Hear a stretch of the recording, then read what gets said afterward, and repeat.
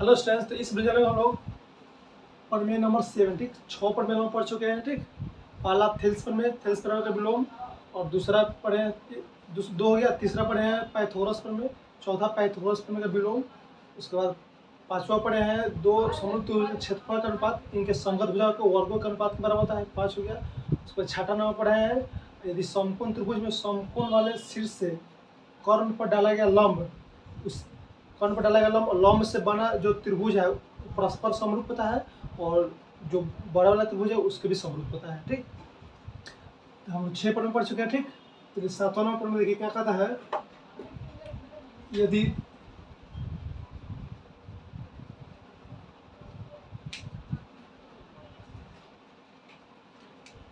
देखिए हेडिंग डालिएगा, प्रमेय लिखिएगा यदि 2 त्रिभुज में, ठीक 2 त्रिभुज लेंगे यहाँ पर, यदि 2 त्रिभुज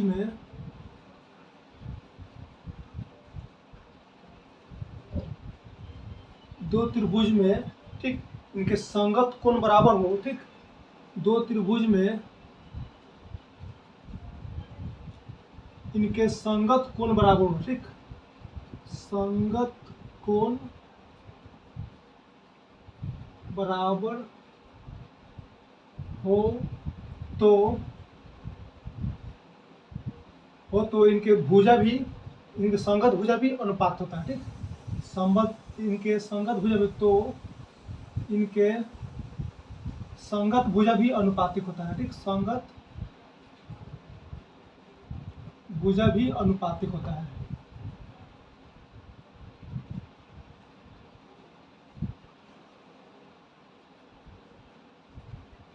इसलिए दोनों त्रिभुज समरूप होते हैं। इसलिए यहाँ पे लिखेंगे,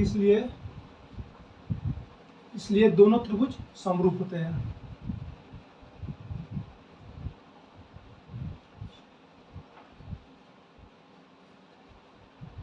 देखिए एग्जाम में नहीं, लेकिन इससे क्वेश्चन जरूर आता है। ठीक, देखिए इस प्रमेय को एक और नाम बोला जाता है, इसको बोल सकते हैं 2 त्रिभुज के, इसको नोट में लिख लीजिएगा, इसको बोला जाता है 2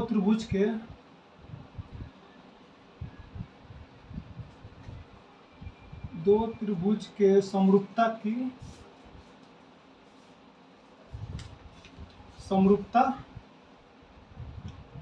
ए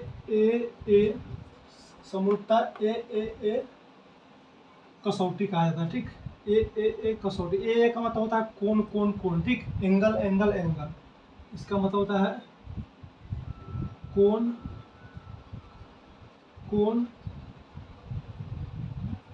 ठीक कसौटी कहा जाता है।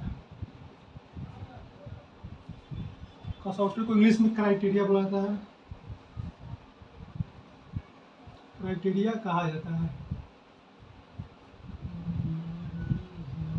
देखिए क्या कर रहा है, 2 त्रिभुज में इनके संगत कोण बराबर हो, इनके संगत भुजा भी अनुपातिक होता है, इसलिए दोनों त्रिभुज समरूप होता है। ठीक, तो देखिए संगत कोण के बराबर कर रहा है, इसलिए यहाँ पर देखिए संगत कोण, किसी त्रिभुज में 3 एंगल होता है, इसलिए यहाँ पर कोण समरूपता बनाता है 2 त्रिभुज का। ठीक, चलिए इसको प्रूफ करते हैं। पहले सबसे पहले देखिए 2 त्रिभुज का 2 त्रिभुज ड्रॉ कर लेंगे। ठीक, चलिए इसको रफ करते हैं, ये वाला इसको रफ करते हैं।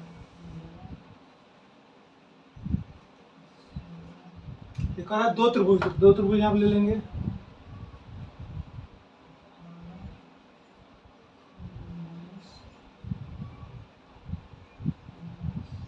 चलिए इसका नाम दे देते हैं कुछ, जो भी देखिए कह रहा है 2 त्रिभुज, तो 2 त्रिभुज ले लेते हैं। सबसे पहले इसका नाम देते हैं A B C। ठीक, इसको थोड़ा बड़ा बना लेते हैं, क्योंकि इसमें हमको कंस्ट्रक्शन लेना है, दूसरे वाले त्रिभुज में रचना लेना होगा, इसलिए थोड़ा इसको बड़ा बना लेते हैं। इसका नाम होता है D E F। ठीक, चलिए इतना हो गया। क्वेश्चन में तक आ रहा है, और ये हमको सिद्ध करना है। देखिए भुजा अनुपातिक होता है, इसलिए दोनों त्रिभुज समरूप होता है। ठीक, ये हमको दिखाना है।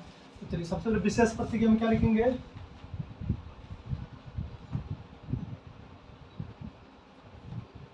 विशेष प्रतिज्ञा, इसमें क्या लिखेंगे, ए बी सी और डी ई एफ एक त्रिभुज है। ठीक, लिख देंगे यहाँ पर ए बी सी और डी ई एफ एक त्रिभुज है।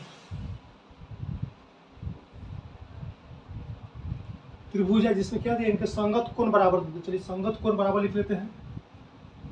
त्रिभुज है ठीक, जिसमें क्या दिया हुआ है, कोण ए कोण डी के बराबर है ठीक, कोण बी कोण ई के बराबर है, और कोण सी कोण एफ के बराबर है ठीक, कोण सी कोण एफ के बराबर है ठीक। इतना स्टेटमेंट में दिया हुआ है ठीक। चलिए सिद्ध क्या करना है, इनके संगत भुजा अनुपात में हमको सिद्ध करना है और दोनों त्रिभुज को समरूप दिखाना है। तो चलिए इसको पहले सबसे पहले इसका सिद्ध क्या करना है लिख देते हैं यहाँ पर।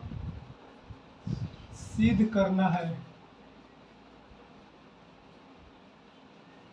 सिद्ध क्या करना है हमको, देखिए इसके संगत भुजा क्या हो जाएगा, यह हो जाएगा ठीक, इसके संगत यह हो जाएगा, उसी तरह इसके संगत यह हो जाएगा। तो ए बी बट्टा डी ई, ए बी बट्टा डी बराबर बी सी बट्टा ई एफ, उसके बाद ए सी बट्टा डी एफ हो जाएगा ठीक, ए सी बट्टा डी एफ। ये हमको सिद्ध करना है ठीक। उसका दिखाना है कि दोनों त्रिभुज समरूप, इसलिए दोनों त्रिभुज समरूप होता है ठीक। तो चलिए यहाँ पर इतना आ गया। आप सबसे पहले इसको प्रूफ करने के लिए एक रचना आपको जरूरी है। चलिए रचना ले लेते हैं यहाँ पर।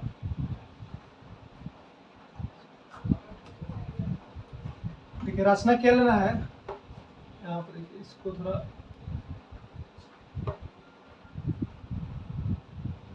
देखिए डी रेखा पर एक बिंदु लेना है ठीक, बी और डी एफ रेखा पर क्यू ठीक, क्यू अब पी को क्यू से मिलाना है।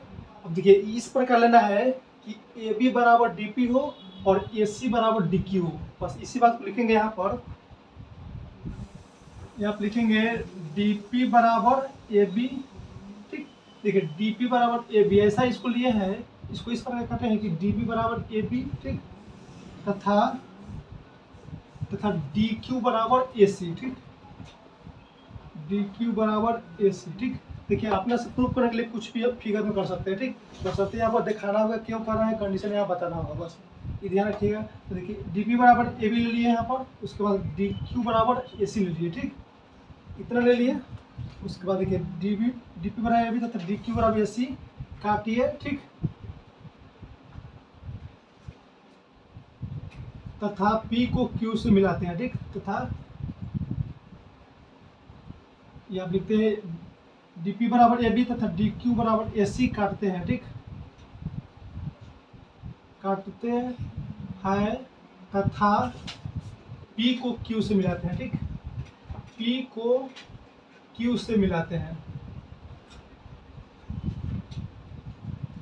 अब देखिए P को Q से मिलाने से क्या होगा, ऐसा इसको PQ ऐसा लेना है कि यहाँ पर PQ समानांतर, जहाँ यहाँ लिख देंगे जहाँ PQ समानांतर EF हो ठीक, EF हो, बस इतना बात हमको लिखना होगा। देखिए P लेना है D भुजा पर और Q पॉइंट लेना है DF भुजा पर, और इसको इस प्रकार लेना है कि PQ समानांतर मतलब ये वाला भुजा इसके समानांतर हो, और ये वाला जो DP का लंबाई है वही लंबाई AB का लंबाई होगा, जो यहाँ पर DQ का लंबाई वही लंबाई AC का लंबाई होगा, बस इतना ध्यान रखिएगा। चलिए इसका प्रूफ करते हैं, यानी प्रमाण। देखिए हम इसको क्या करेंगे, सबसे हम 10th क्लास 9 से पढ़ चुके हैं, दो त्रिभुज के कॉन्ग्रुएंट होने की मतलब सर्वांश होने के लिए क्या क्या होता है। तो चलिए वही यहाँ पर अप्लाई करेंगे। देखिए यहाँ पर दो भुजा, देखिए दो भुजा दिया हुआ है, DP बराबर AB और DQ बराबर AC ठीक। तो देखिए उसी को लिख लेंगे यहाँ पर दिया है, रचना में क्या दिया हुआ है, DP बराबर AB ठीक, उसके बाद तथा DQ बराबर AC ठीक, दिया हुआ है। देखिए यहाँ लिख देंगे दिया हुआ रचना से ठीक, यहाँ लिख देंगे रचना से ठीक, रचना से। उसके बाद देखिए दोनों भुजा, देखिए DP बराबर AB, देखिए कहा है यहाँ पर DP बराबर AB और DQ बराबर AC। देखिए दोनों भुजा से कौन सा एंगल, देखिए इस पर ये दोनों भुजा से ये वाला एंगल बन रहा है, और देखिए ये दोनों भुजा से ये वाला एंगल बन रहा है, यानी ये वाला एंगल और ये वाला एंगल बराबर होगा ठीक। तो कोण A बराबर कोण D हो जाएगा, यहाँ पर कोण A बराबर कोण D। ठीक। तो देखिए इसको कौन सा क्राइटेरिया लगाएंगे यहाँ पर, सर्वांग का कौन सा कंडीशन लगाएंगे। तो देखिए यहाँ पर दो भुजा बराबर है और एक कोण, ठीक। तो इसको लगाएंगे यहाँ पर एस ए एस सर्वांग समता से, S A S side angle side, यानी भुजा कोण भुजा सर्वांग समता से, सर्वांग समता से। देखिए जितना बात हुआ है कौन सा त्रिभुज में, त्रिभुज एबीसी और डीपीक्यू में, ठीक। देखिए यहाँ पर लिख देंगे, यहाँ पर कहा, यहाँ पर लिख देंगे, यहाँ पर त्रिभुज ए बी सी और त्रिभुज, देखिए ए बी सी और डी पी क्यू में बात की है, यहाँ पर लिखिए त्रिभुज डी पी क्यू में। देखिए दोनों त्रिभुज में हमारा दो भुजा बराबर और एक कोण बराबर मिल गया, तो उसको सर्वांग बोल सकते हैं। तो यहाँ पर लिख देंगे, यहाँ पर लिख देंगे त्रिभुज ए बी सी, त्रिभुज ए बी सी सर्वांग त्रिभुज क्या हो जाएगा, डी पी क्यू के, ठीक, डी पी क्यू के, ठीक। अब देखिए यहाँ पर सर्वांग हमारा हो गया। तो सर्वांग में क्या होता है, तीनों कोण बराबर और तीनों भुजा बराबर। तो देखिए दो भुजा तो बराबर ऑलरेडी था, अब तीसरा भुजा क्या, बी सी बराबर पी क्यू लिख सकते हैं, यहाँ पर बी सी बराबर पी क्यू लिख सकते हैं, और इसको कोण को भी बराबर लिख सकते हैं, यानी कोण बी बराबर कोण पी, ठीक, कोण बी बराबर कोण पी लिख सकते हैं, और कोण सी बराबर कोण क्यू भी लिख सकते हैं। देखिए इतना लिख सकते हैं हम लोग, ठीक। अब देखिए यहाँ पर कोण बी बराबर कोण पी, अब देखिए दिया हुआ क्या है, यहाँ पर देखिए कोण बी बराबर कोण ई दिया हुआ है, यानी हम लिख सकते हैं कोण बी को, यानी कोण पी को कोण ई के बराबर लिख सकते हैं। देखिए यहाँ से लिख सकते हैं हम लोग कोण पी बराबर कोण ई। देखिए क्यों लिख सकते हैं, देखिए बी है यहाँ पर, कोण बी ई के बराबर है, और यहाँ देखिए कोण बी पी के बराबर है। देखिए यहाँ कोण बी ई के और बी पी के भी बराबर है, यानी यहाँ बी ई के भी बराबर है और पी के बराबर है, इसलिए पी कोण ई बराबर हो जाएगा यहाँ पर, ठीक। यहाँ पर लिख देंगे चूंकि क्या लिख देंगे यहाँ पर, कोण बी बराबर, यहाँ पर डायरेक्ट लिख देंगे दिया है, ठीक। विशेष प्रतिक्रिया में हमारा क्या है, दिया है, यहाँ पे डायरेक्ट दिया है, यह स्टेटमेंट दिया है, कोण संगत कोण बराबर है, ठीक। तो कोण पी बराबर कोण ई लिख सकते हैं, ठीक, यानी कोण पी कोण ई के बराबर है हमारा, ठीक। अब देखिए कोण पी और कोण ई बराबर है, तो देखिए यहाँ पर एंगल बराबर है, तो इसके सामने का जो सम्मुख भुजा भी बराबर है, यानी डी क्यू बराबर लिख सकते हैं हम लोग। ई के सामने क्या है, डी एफ, डी क्यू बराबर डी एफ लिख सकते हैं यहाँ पर। इसके मदद से क्या लिख सकते हैं, डी क्यू बराबर डी एफ लिख सकते हैं। अब देखिए यहाँ पर दूसरा कंडीशन देखिए अब क्या है, दूसरा पर पी क्यू समानांतर ई एफ। देखिए यहाँ पर रचना में पी क्यू समानांतर ई एफ दिया हुआ है। तो देखिए थेल्स पर में हम जानते हैं, अगर किसी त्रिभुज में किसी भुजा के समानांतर खींची की रेखा अगर समांतर हो तो त्रिभुज के दो भुजा को एक ही अनुपात में भेद करता है। तो चलिए वही यहाँ पर लगाएंगे कंडीशन। चलिए इसको रफ करते हैं, वीडियो को पॉज करके लिख लीजिएगा, इसको रफ करते हैं, स्पेस थोड़ा कम है उसके लिए सॉरी। देखिए हमारा क्या आ गया,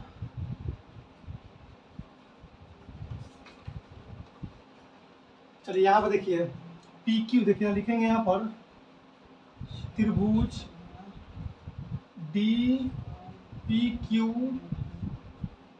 और त्रिभुज, देखिए इसी बात त्रिभुज डी पी क्यू और 12 त्रिभुज क्या है, डी ई एफ में, ठीक, त्रिभुज डी ई एफ में, ठीक। चलिए देखिए इसमें और इसमें लेते हैं, तो देखिए यहाँ पर लिख देंगे, यहाँ पर क्या है, पी क्यू समानांतर है, पी क्यू समानांतर है ई एफ के, ठीक। देखिए दोनों त्रिभुज में पी क्यू समानांतर ई एफ है, तो देखिए यहाँ पे थेल्स पर में से डी पी बट्टा डी ई लिख सकते हैं, डी पी बट्टा पी ई, ठीक, डी पी बट्टा पी ई हो जाएगा हमारा। उसके बाद डी क्यू बट्टा क्यू एफ हो जाएगा, यहाँ पर डी क्यू बट्टा क्यू एफ यहाँ पर लिख देंगे थेल्स पर में से, ठीक, यहाँ पर लिख देंगे थेल्स पर में से। चलिए यहाँ तक समझ में आ गया, यहाँ तक कोई दिक्कत नहीं ना है। चलिए यहाँ देखिए, यहाँ डी पी बराबर पी एम थेल्स पर में से हो गया, ठीक। उसके बाद देखिए यहाँ पर डी पी बराबर पी और डी क्यू बराबर क्यू है। देखिए डी पी के मान चुके हम यहाँ पर, देखिए हम लोग रचना में क्या माने थे, DP बराबर AB माने थे। तो देखिए DP की जगह पर AB लिख सकते हैं, इसके जगह पर रचना हम माने थे, क्योंकि रचना क्या किए थे, DP बराबर AB और DQ बराबर AC लिए थे। ठीक, तो इसको DP की जगह पर लिख सकते हैं AB। ठीक, और देखिए PE, देखिए हम लोग एक और थेल्स पर उदाहरण लिखे थे क्या, DP बटा इस बार टोटल लंबाई लिख सकते हैं DP बटा D, DQ बटा DF लिख सकते थे। उसी तरह यहाँ पर DP बटा DE करेंगे। तो देखिए DP की जगह हमारा AB हो गया, रचना से हो गया DP बराबर AB। अब PE की जगह लिख सकते हैं हम लोग DE लिख सकते हैं। ठीक, चलिए DE लिख सकते हैं। उसका देखा DQ क्या माने थे, DQ को इसको माने थे AC, यहाँ पर लिख देंगे AC। QF देखिए QF यह है, तो हम लोग थेल्स में उदाहरण क्या देते थे, इसको DQ बटा QF को DQ बटा DF भी लिख सकते हैं। यहाँ लिख देंगे QF के जगह पे यहाँ पर DF लिख देंगे। ठीक, क्या लिखना है, DF। तो देखिए यहाँ पर सिद्ध में क्या करना, देखिए AB बटा D और AC बटा DF। तो देखिए हमारा 2 टू आ गया और ये लाना है। ठीक, BC बटा EF लाना है हमको। देखिए BC बटा EF लाना है। अगर देखिए मान लीजिए यहाँ पर देखिए ये वाला त्रिभुज में और ये वाला त्रिभुज में देखिए क्या हो रहा है, इसमें देखिए AB बटा D और AC बटा DF आ गया। जब कब लिए थे, जब ये वाला भुजा इसके बराबर और ये वाला भुजा इसके बराबर। उसी तरह इसी प्रकार और देखिए ये वाला भुजा इसके बराबर और तो ये वाला भुजा इसके बराबर लेंगे। ठीक, और ये वाला भुजा इसके बराबर। ठीक, इस वाले त्रिभुज जैसे कि एक और कंडीशन बता देते हैं यहाँ पर, उसी सेम प्रोसेस करेंगे तो हमारा यहाँ पर AB बटा D BC बटा EF के बराबर आ जाएगा। तो दोनों समीकरण से हमारा इसको बराबर लिख सकते हैं। तो चलिए यहाँ पर उसको बनाना नहीं, ऐसे लिख देंगे इसी प्रकार, उसी से हमारा सोल्यूशन आ जाएगा। तो यहाँ पर थोड़ा समझा देते हैं। जैसे 2 त्रिभुज हम लोग लिए थे, यह ABC DEF। तो देखिए रचना में क्या किए थे हम लोग, इसके बराबर इसको ये लिए थे और इसके बराबर ये लिए थे, लेकिन इसमें अब ऐसा नहीं करेंगे, इसको उल्टा लेंगे। ठीक, हमको इसको बराबर लेना था, इसे क्या हमको BC और EF को लाना है। तो देखिए इसके बराबर लेंगे यह और इसके बराबर यह लेंगे। ठीक, और यहाँ पर ऐसे इसको लेंगे। ठीक, ये वाला इसको लाइन लेंगे हम लोग, EF और DF को हम लोग मिलाएंगे। यहाँ पर इसमें क्या कहते हैं, यहाँ पर DE और DF को मिलाते हैं, लेकिन यहाँ पर DE और EF को मिलाएंगे। तो हमारा रिजल्ट क्या आएगा, BC। यहाँ पर आ जाएगा हमारा रिजल्ट AB बटा DE बराबर BC बटा EF आ जाएगा। अब देखिए यहाँ पर देखिए इसको और इसको देखिए ध्यान से, देखिए AB बटा DE AC बटा DF के बराबर है और AB बटा DE BC बटा EF के बराबर है, यानी तीनों को बराबर में लिख सकते हैं हम लोग। तो देखिए यहाँ डायरेक्ट यहाँ पर यूज करेंगे इसी प्रकार। ठीक, तो यहाँ पर लिख देते हैं, जिस तरह से यह आया है ना इसी प्रकार लिख देंगे, इसी प्रकार हमारा आ जाएगा AB बटा DE BC बटा EF और AC बटा DF। ये हमारा प्रूफ हो गया। अब देखिए इतना हमारा देखिए भुजा तो अनुपातिक आ गया पर है, इसलिए त्रिभुज समरूप होता है। तो समरूप का कंडीशन हम जानते हैं, कोण बराबर और भुजानुपातिक। तो देखिए कोण बराबर दिया हुआ है, भुजानुपातिक यहाँ पर सिद्ध कर लिए, तो दोनों हमको मिल गया, तो त्रिभुज को समरूप बोल सकते हैं। तो यहाँ लिख दे, इसलिए त्रिभुज ABC समरूप है त्रिभुज DEF के। बस यही हमारा प्रूफ हो गया। ठीक, 2 कंडीशन लाना था, पहला हमारा भुजानुपातिक आ गया। अब देखिए भुजानुपातिक और कोण बराबर ये ऑलरेडी स्टेटमेंट्स में दिया हुआ है, इसलिए इसको समरूप बोल सकते हैं। चलिए इस वीडियो में इतना ही, मिलते हैं नेक्स्ट वीडियो में। वीडियो अच्छा लगा हो तो दोस्तों का जरूर कीजिएगा। चलिए थैंक्स फॉर वॉचिंग वीडियो। जो भी हमारे चैनल पर, चैनल को सब्सक्राइब कर लीजिएगा।